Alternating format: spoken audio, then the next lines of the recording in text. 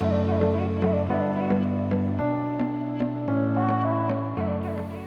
I'm Merilee. Thanks for joining me. I started the Awkward Years project back in 2013. The blog is to highlight all of us that have felt awkward at one point or another in our lives, whether it was the latest trends that we weren't following. Maybe we had big hair and glasses, and maybe old clothes that didn't quite fit, or sometimes we just didn't feel like we fit in anywhere, or sometimes we were bullied. The idea started with a conversation with a friend of mine where we were talking about our awkward pasts, and my friend didn't believe that I had any awkward years. So I wanted to prove that to her, and I had a picture of myself, which was pretty awful. I had big hair, I had huge glasses, and my hair was really frizzy from a home perm. And I was so embarrassed to show the picture that I decided, okay, well, I feel like this poor girl needs some help. So I held the picture in front of me and I had my picture taken. So from grades 3 to 7, I was the queen of the nerds. I felt like I didn't fit in, I didn't have the right clothes, I had those big glasses that everybody made fun of. I was called every name in the books. So a lot of kids would tease me for how I look, or sometimes they would just bully me because I was an easy target. So I found myself just feeling very alone, but at least along the way I had some good friends that made school tolerable, and my parents were a big support to me. So we've all had these awkward years in our lives. Not everybody was bullied or picked on, but sometimes it was just about not fitting in or finding the right group of friends.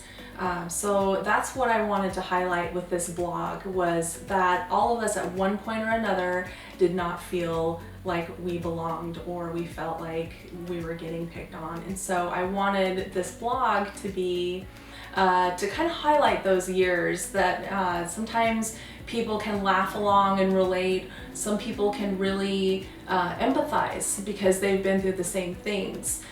Since I've been called every name in the book, I've been bullied. I felt like these stories, aside from my own, from other people, can hopefully reach out and have it mean something for kids that are struggling today. So after I started my blog, I had about 8 posts, and it's been about 2 or 3 months after I started. My blog was picked up by the Laughing Squid, and then it just went viral. They shared it on their media site, and then it went to BuzzFeed, Yahoo, and then all of a sudden it just continued to gain traction, and I was on the Doctor's TV show. I was also featured in Oprah's Favorite Things magazine in December, and just all of a sudden all this attention was towards my blog, and I couldn't believe it. I was so excited. So after my blog became an overnight success, I was trying to keep up with it. All of a sudden I got a ton of entries from all over the world, and I posted a bunch, but then pretty soon I got a full-time job, and so I was training for that. I had side projects, and life happens. It's hard to keep up with things, and as much as my blog means so much to me, I just could not keep up with it.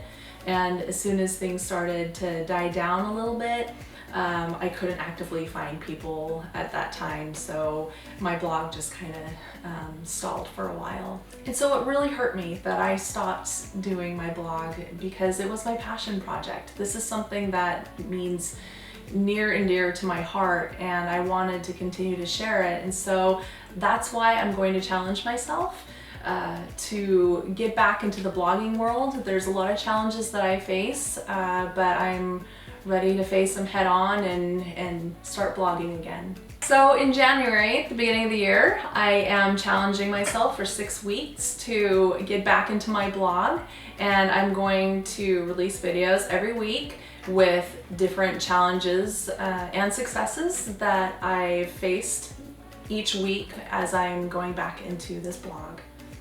So I invite you to follow along on my journey and also submit your own stories and pictures. I'm including the link Share it out with your friends and family. I would love to have as many submissions as possible. I feel like we all have stories that we can get out there and help people. I feel like this project is bigger than me. I invite everyone to submit their photos. If you don't feel comfortable doing that, then I suggest reaching out to organizations that also do good. Every week I want to highlight a new organization that deals with situations like these. And this week I want to highlight the Kindness Campaign. The Kindness Campaign knows what it's like for children who enter a new situation and they are affected by trauma and they don't know how to deal with bullying. And so they provide tools to gain empathy and help children develop a more healthy self-image. So check them out. I'm excited to get going, and I will see you all in January.